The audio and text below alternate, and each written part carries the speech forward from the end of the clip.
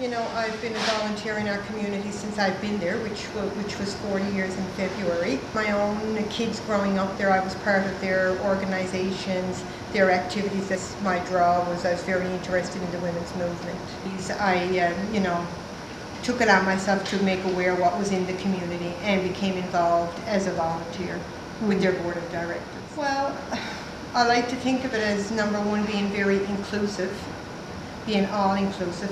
And what I try to always keep in mind, I always try to meet people where they are, not where I am. Because I guess after many years of, you know, feminist work, of women's equality work, I realize and I recognize that not everybody will be at the same place that I am, for several reasons, right? So I try to keep that in mind and to meet women where they are. You know, you work for the nonprofit world, so you get very creative of how to overcome a lot of those challenges, I guess. And again, I guess to me it's about being very inclusive, recognizing where women are, and being willing to meet them and listen to them, and to actually hear and make sure you're listening to what they have to say, and to validate that where they are is very important.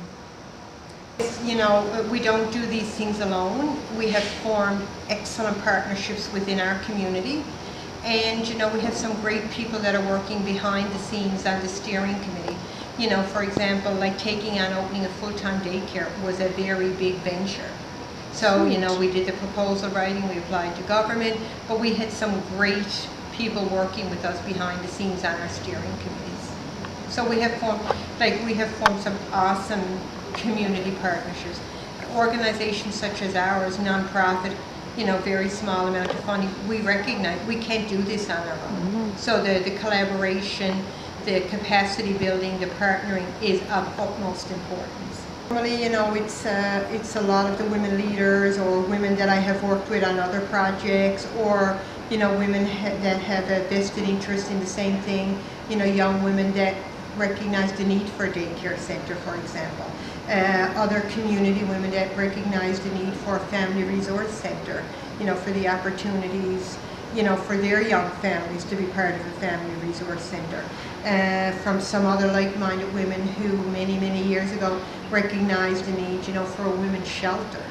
So again, it's about, you know, your allies of like-minded women, you know, and collaborating, you know, with those people.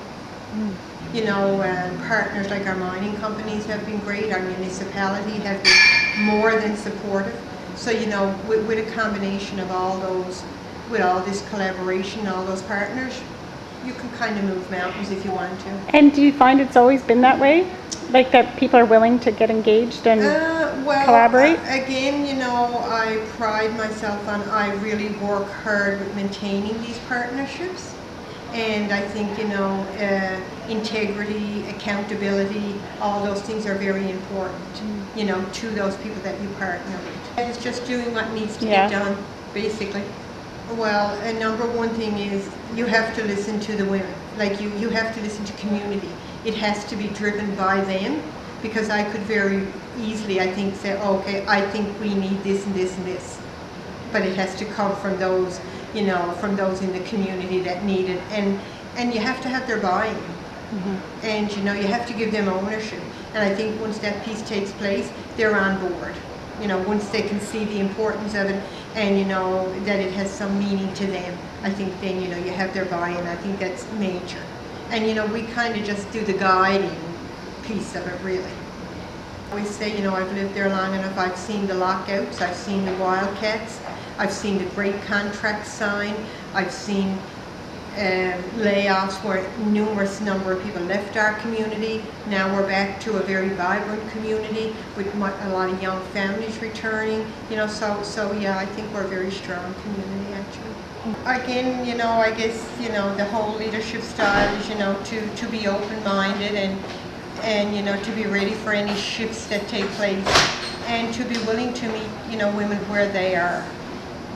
Still there 40 years later, so I guess it has something to say about the draw of the North.